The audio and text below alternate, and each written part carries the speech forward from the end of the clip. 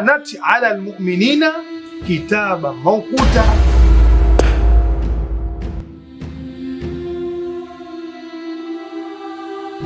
Hizo ni njama za Hawa na kamati wenziwe, wameona nani tumtupie humsala ambaye ni mwepesi mwepesi, hawakuona zaidi ya mzee Vuai.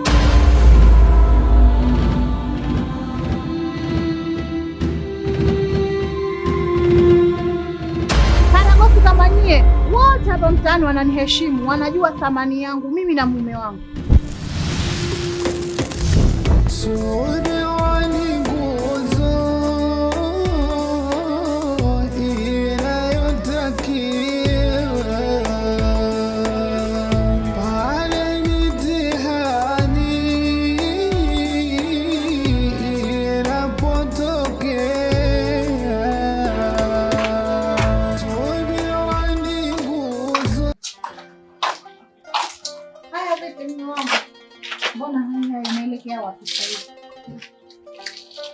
Yaani toka time hizo na kutafuta.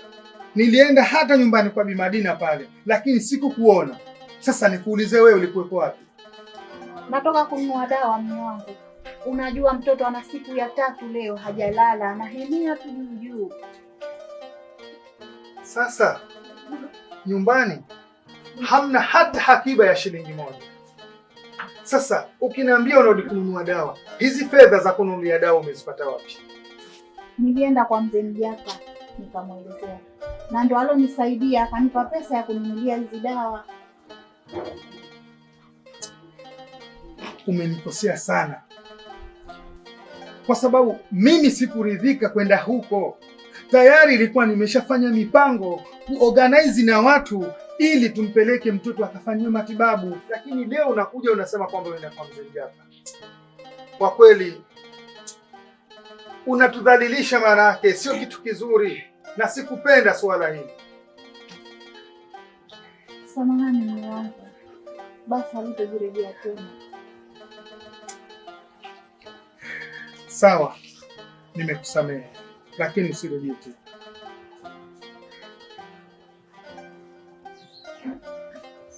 Mbona hivyo? Si nimeshakusamehe, tatizo gani tena?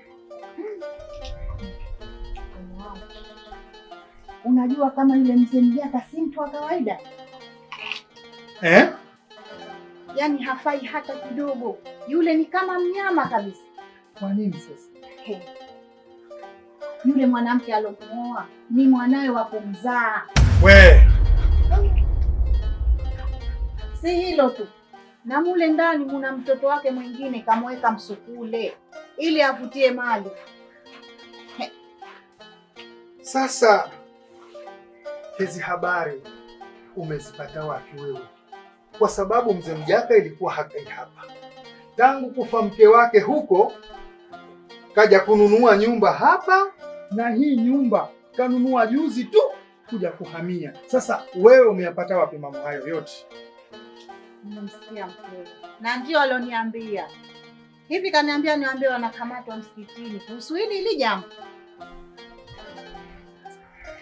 Sasa sikiliza, wewe ni masakia, mimi umeshaniambia, lakini utakapo hadithi ya watu utamtia katika aibu, na jambo hili Mwenyezi Mungu kakataza.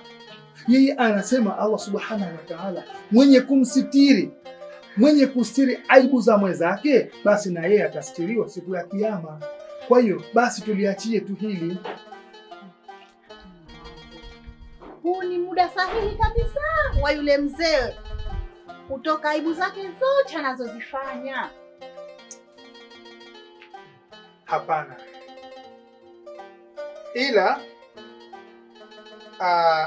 mimi naelewa kwamba chanzo cha mimi kunyang'anywa funguo za msikiti basi ni yeye, lakini pia kuondolewa katika zile nyadhifa zangu ambazo nilikuwa nazo, basi sababu ni yeye, lakini tumwache Mwenyezi Mungu. Haya basi, wewe nenda ndani, mimi wacha nikuje msikitini.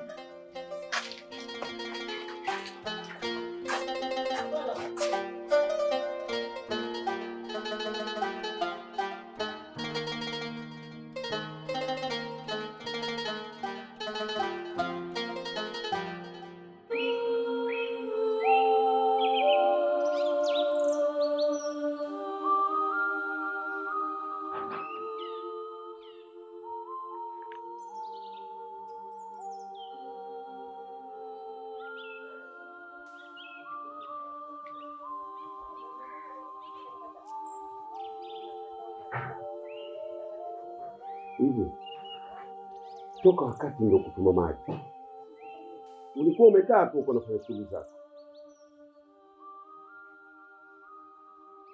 Haya maji ulikuwa unayachemsha?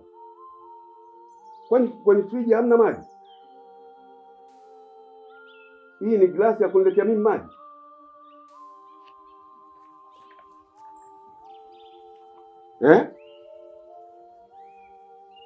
Sasa haya maji, ubavu mkubwa.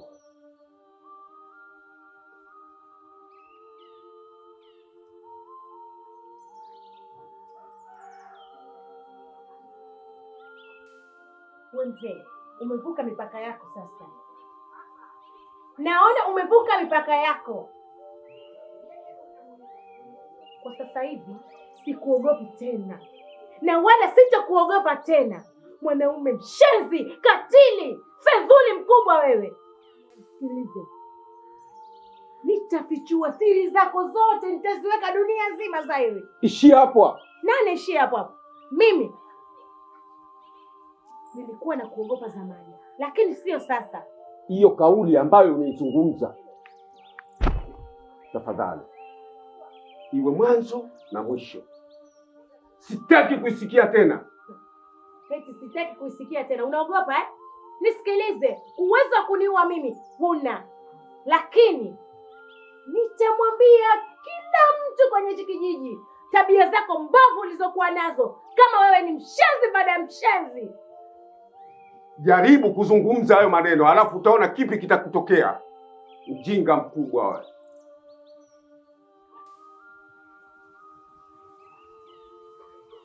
Sasa kama akiyazungumza haya maneno na siri zote zilizomo ndani akizitoa, mimi nitakaa wapi?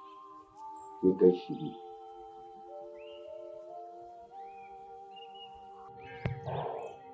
Naam. Nakusikiliza kunini zaidi. Kwanza samahani sana. Ile samahani. Nimekuja hapa kwa sababu moja tu. Nafikiria yale yote niliyokuwa nikiyafanya ndani ya mwezi huu mtukufu wa Ramadhani. Mambo mengi sana ya kumwasi Mwenyezi Mungu. Nilikuwa nikila hadharani, nasikiliza muziki, navuta bangi na mengine mengi sana. Hivi Mwenyezi Mungu anaweza akanisamehe kwa yale yote nilikuwa nikiyafanya? Mamangu, kwanza nikwambie hongera sana kwa kuona kwamba kule ulikokuwa sio kwa hali kwema, na ukaamua kwa makusudi kurudi kwa Mwenyezi Mungu. Sasa unaporudi kwa Mwenyezi Mungu, ukayawacha yote mabaya ambayo ulikuwa unayafanya na ukafanya mema, basi Mwenyezi Mungu anakusamehe. Hasa tukiangalia tumo ndani ya mwezi mtukufu wa Ramadhani. Huu ndio mwezi ambao umebeba rehema, umebeba maghfira, lakini pia aitku minan nari, waja huachwa huru na moto. Kwa hiyo umeamua kurudi kwa Mwenyezi Mungu, basi Mwenyezi Mungu anakupokea na wala hakuna tatizo lolote. Lililobakia sasa ujute, ulie na umtake msamaha sana Mwenyezi Mungu. Basi hapo hakuna tatizo, inshallah Mwenyezi Mungu atapokea toba. Inshallah. Na pia naomba unisamehe kwa kutokupa adabu kwa yote nilikuwa nakwambia. Hayo mama yangu, mimi nimeshakusamehe kabisa, kwa sababu nilijua tu kwamba shetani anakuchezea. Lakini sasa wakati umesharudi katika toa ya Allah subhanahu wa ta'ala, basi mimi mwanangu nimekusamehe fi dunia wa fil akhirah. Shukrani sana. Wala hakuna kinyongo chochote kwa wewe. Asante sana. Haya, asante sana. Haya, kuna zaidi nyingine? Hapana. Haya, inshallah. Inshallah. Haya, tutaonana basi.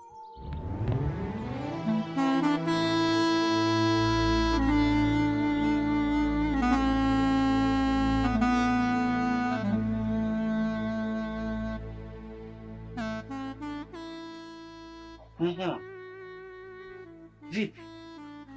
Mbona umekuja msaidika, unalia, tafadhali? Tatizo ni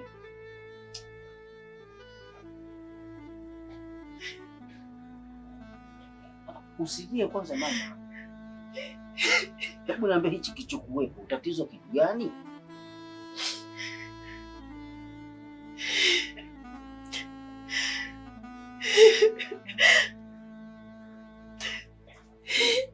Baba, naumia baba yangu.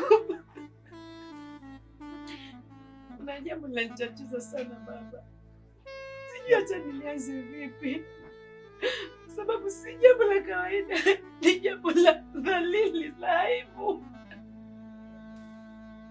Ni kitu ambacho ulikuwa hujui baba. Yule mzee ambaye naishi naye pale sio mume wangu, bali ni baba yangu mzazi. Wewe hayo unaniambia kweli? Ndio kweli. La, baada ya marehemu mama kufariki, yule mzee alichukua maamuzi ya kunifanya kama mke wake. Nilikuwa sina jinsi baba, nikaamua kukubali baada ya vitisho vyake alivyonitisha. Na sio mimi tu, hata mdogo wangu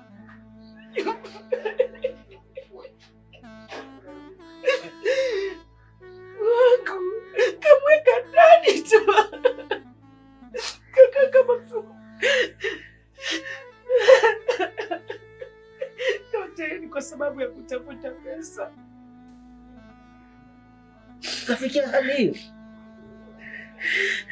Na sio hayo tu baba, hata ile mzee ambaye nilofukuza msikitini, sababu ni yeye ndo sababishi ya kila kitu. Anadiriki mpaka kufikia kuuza unga. Yote anastahimili, sina pa kwenda. Sasa nyamaza, nyamaza. Nilikuwa sijui hayo, lakini niachie, nitachukua niafanyie kazi. So kama unavyoona siko mzee peke yangu,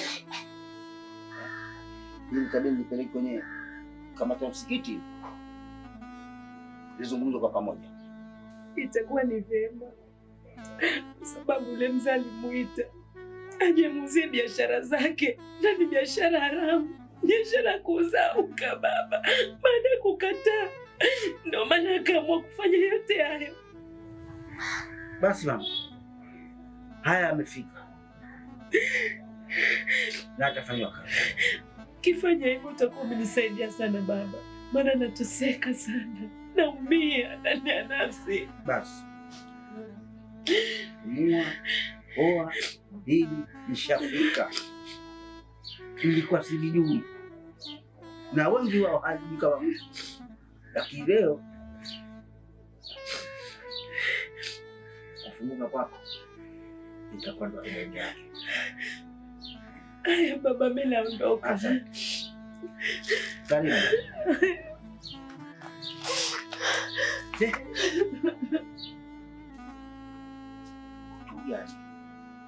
Yaani mtu anakuwa kama mnyama. Vituko gani?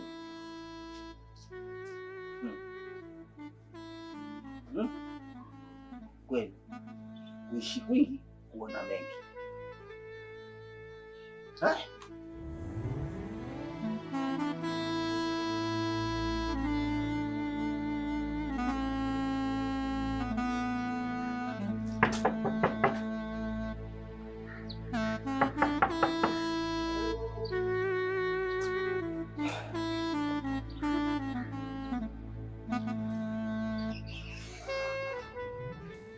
Assalamu alaykum.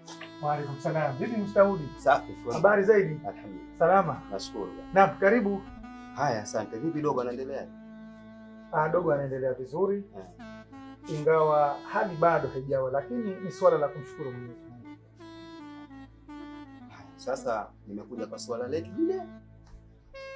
Kwa kweli nimekwenda mbio kweli, lakini sasa halikunipa shida sana, kwa sababu nilipokwenda kule ofisini na madokta tayari kumbe na wao washalizungumzia hilo swala. Kwa hiyo imekuwa rahisi kabisa kupata. Kwa hiyo na dokumenti zetu hizi hapa.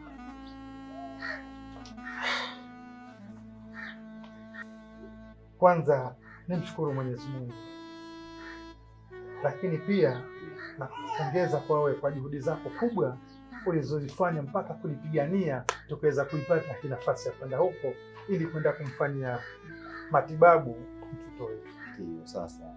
Kwa hiyo inshallah mimi sina la kukulipa ila Mwenyezi Mungu atakulipa ujira wako. Mzee Vuai, mimi yani haina haja ya kunishukuru sana kwa sababu huyo ni mtoto wetu.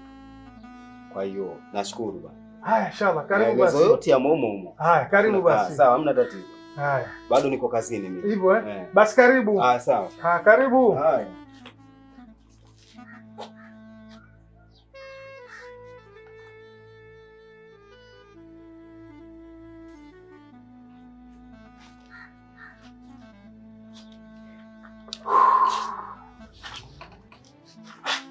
Vipi mwenzangu, unaona furaha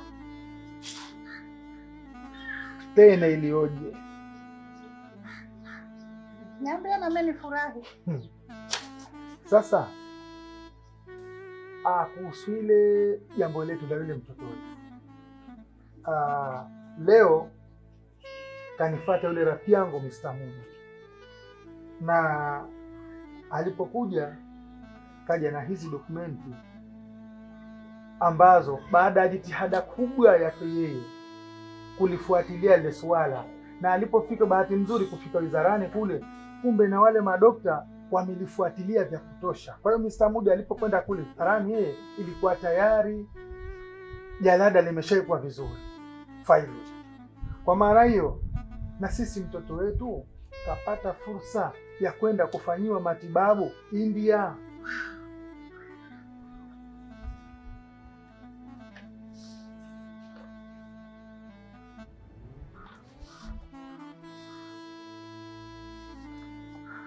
Kwani hili ni jambo la kumshukuru Mwenyezi Mungu. Ndiyo, Mwenyezi Mungu ni Qadir. Mwenyezi Mungu ni muweza wa kila kitu, na yeye anapaswa ahimidiwe. Mara nyingi ulikuwa unapiga kelele hapa, unahuzunika, unasikitika, umejinania, hujulikani kala wala kalamu, lakini subra yetu ndio ambayo imetufikisha hapa. Leo hii tuko ndani ya furaha. Mtoto wetu inshallah kapata nafasi na yeye kwenda kufanyiwa dawa India.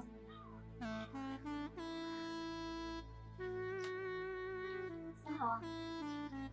Okay, mimi wacha niende zangu msikitini, wewe ingia ndani endelee na kazi zako, nikirudi nitakukaa tuendelee na mipango. Haya, sawa. Haya.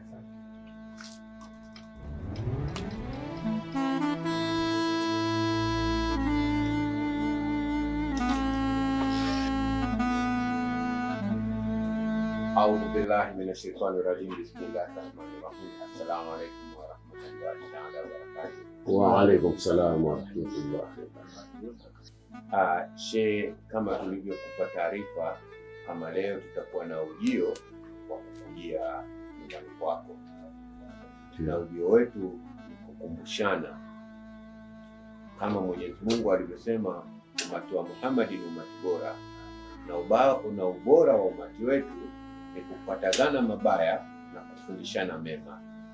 Na pale unapomwona mwenzio ameteleza, wajibu wake kuweza kumkosoa afuate njia iliyokuwa ni ya haki. Kwa hiyo kwa kufungua kikao hichi na kutakia rehema kwa Mwenyezi Mungu na Mtume Muhammad sallallahu alaihi wasallam, mimi sitokuwa na mengi kwanza kuongea. Nitamwachia Sheikh Heri aweze kuelezea maudhui na madhumuni tuliyokujia hapa.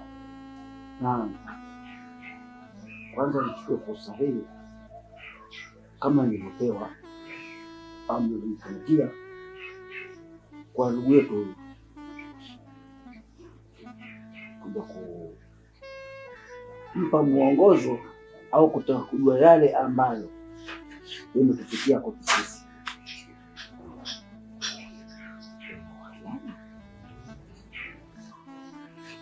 nimepata malalamiko. Lakini kabla kukupa malalamiko niliyopata, hivi ndugu yetu, nataka tukuulize, hii ndoa uliofunga wewe, umefunga kwa ni msingi ya dini gani? Hivi nikuulize, mmetoka huko mlikotoka mpaka mmefika hapa kuja kunieleza maneno haya? Kwani mimi nataka nikuulize, wewe ukifunga ndoa huwa unafunga kwa dini gani? Ni sahihi kwamba mtu anafunga ndoa kwa misingi ya dini yake, lakini cha kushangaza, wewe unaosema umefunga ndoa, umekwenda kufunga ndoa na mwanao, umemwoa mwanao. Hata hivyo, kama haitoshi, mwanao yule mdogo pia umemfanya msekule kwa kuvutia shughuli zako. Unakwenda wapi? Ndugu yangu, nakuheshimu kama ikiwa umetoka huko kuja hapa kuja kunivunjia heshima. Mimi ni mtu na heshima zangu, sijawahipo hata siku moja kuwavunjia heshima. Tuheshimiane. Lakini mimi nakijua ambacho kwa kilichowatoa huko kikawaleta hapa ni uadui, ni choyo, ni husda. Subhanallah. Astaghfirullah. Ndugu yangu, usidaliwe na pumzi. Jiangalie, sisi ni wanadamu na hapa tunapita tu. Lakini vile vile na si hayo tu. Yaani wewe ulituta sisi kikao, ukatuambia kwamba mzee Vuaya amekula pesa za msikiti. Kumbe ulikuwa ni uongo mtupu. Ulimuita wewe kwa ajili ya maslahi yako binafsi, ukataka ufanye naye kazi. Alipokataa ndio ukaamua kumchafua kwenye jamii. Na ukaahidi utamchafua na umemchafua kweli. Maana mpaka sisi umetutia sumu zimetuingia, tukaamini kumbe ni uongo mtupu. Sikiliza nikwambie. Mimi ni mtu mzima na nina akili timamu. Sijawahi kuugua ugonjwa kichaa. Nalolifanya mimi najielewa. Nimesema kwamba pesa nimempa. Mimi nimzulie yule kwa kutaka kitu gani? Hayo ni maneno ya mitaani. Samahani sana. Rudi kwa Mungu wako. Staghfiru kwa Mungu. Sisi tumeshafanya uchunguzi wa kina kabisa, na tumeelewa kumchafulia jina na kuja kutuambia sisi maneno ya uongo ni kutaka kumshirikisha kwenye madawa ya kulevya ili ujipatie fedha ya haramu na yeye umshirikishe kubeba haramu. Yeye ni muungwana, hakuweza kukubali matako uliokuwa unataka wewe.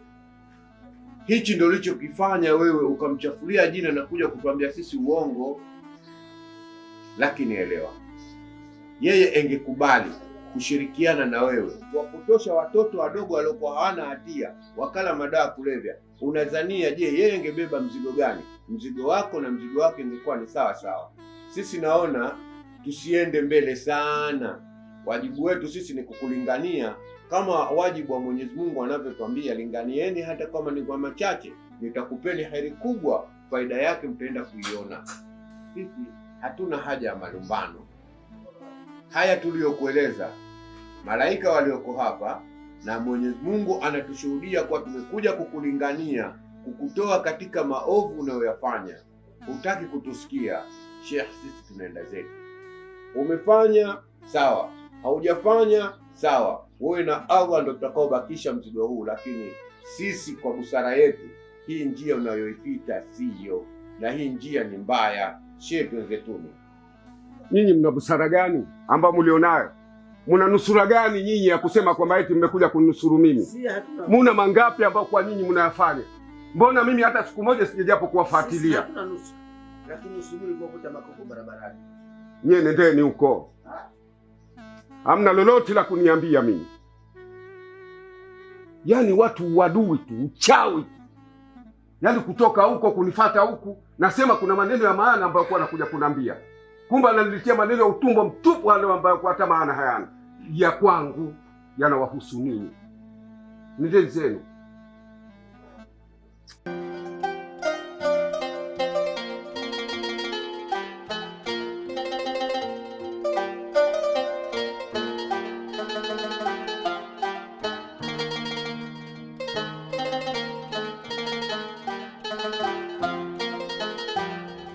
Naam. Karibu Maalim. Asante. Bwana, kwanza jambo la kwanza radhi, lakini pia utusamehe sana sana sana sana sana. Yote ilikuwa ni jumla ya mtihani. Na kama unavyojua Mwenyezi Mungu hujaribu kwa kila hali. Kwa hiyo yaliyopita tuseme yamepita. Kwa niaba ya kamati ya msikiti nimeuliza nije hapa nikuletee ufunguo nikukabidhi au nikurejeshee na madaraka yako yote ambayo ulikuwa ukatumikia pale msikitini kama kawaida. Sawa, nimekuelewa shekhe wangu.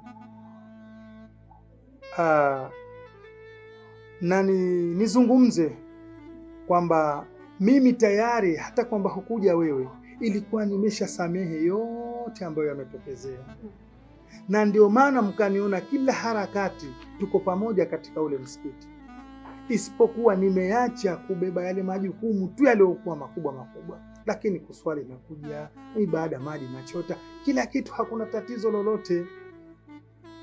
Kwa hiyo nimekusikia na tuko pamoja kwa kila nyanja, kwa kila hali, lakini kwa sasa hivi sitokuwa tayari kubeba tena dhamana za msikiti na sitokuwa tayari kuchukua funguo hizo za msikitini kwa ajili ya dhamana hii. Hapana, kwa kuwa nimeagizwa na uongozi mzima wa msikiti, baada ya kuiona hali halisi yote ya tukio lote nzima, wamekaa wenyewe wakajiridhisha na wakaona kwamba mimi nafaa kuja kuleta ujumbe huu kwako. Wameniomba, wapo kwa moyo mmoja, nia safi kabisa, kwamba uendelee na majukumu yako kama kawaida, na wameridhika mioyo yao, nafsi zao, kwa jinsi ambavyo ulivyokuwa ukawatumikia mwanzo, isipokuwa tu alipita kidudu mtu na kutia fitna za hapa na pale kwa maslahi yake mwenyewe, sio maslahi ya msikiti yake mwenyewe. Lakini watu wamekaa waumini wamegundua, lakini pamoja na hao kwamba wale walikuwa si waumini, ndio hapo tu Waislamu pia walikuwa kaiona ile jitihada yako. Kwa hiyo wameridhika kabisa kabisa. Kwa hiyo naomba upokee matakwa yao kama wenyewe walivyoridhika. Kwa hiyo leo nimekuja kabisa ufunguo huu Shekhi, kwa moyo mmoja. huoni kwamba badala ya kunyang'anywa mimi hayo madaraka na akapewa mwingine, patakuwa na mtihani ndani yake hapa na fitna? Mkwambiaji Maalim, watu wote wameridhika na mioyo zao safi kabisa, hakuna mwenye doa, kwa imani kubwa. Haya majukumu tuliyoishia mwenyewe, kwa sababu alichokuwa akatutendea tulikuwa tukakiona. Kwa hiyo tuachane na hayo, kwa sababu yule alikuwa akafanya jambo kwa maslahi yake. Lakini pia nimshukuru Mwenyezi Mungu pamoja na yule mtoto wa kike, kwa sababu yule mtoto wa kike ndio alikuja akafunua utando wote tukajua kilichokuwepo. Lakini pasi yule mtoto wa kike kwa hiyo mpaka leo tumeisha. Kwa hiyo tumeridhika na hayo. Sawa, kwa vile ni jambo la Uislamu na sisi ni Waislamu, basi sina budi kubeba tena dhamana hii, lakini mara nyingine kama ni mtu mzima na kama ni mwalimu wetu pale, basi litakapotokezea tatizo kama lile, basi watu wakae walitafakuri, wafikiri ndio walete maamuzi. Nimepata shida sana, aibu kubwa sana ambayo ilikuwa inaingia ndani ya mtaa. Leo hali ndio kama hiyo, inajulikana ukweli. hata hivyo basi sisi ni Waislamu, tunapaswa kusameheana, na mimi ndani ya nafsi yangu pamoja na mambo aliyonifanyia, lakini natoa kauli thabiti kwamba nimemsamehe fi dunia wa fil akhirah, na wala tusimchukie, na inshallah tutakuwa naye katika harakati zote za kijamii. Kwa hiyo nimepokea baba, na inshallah nikwambie karibu tena. Asante sana.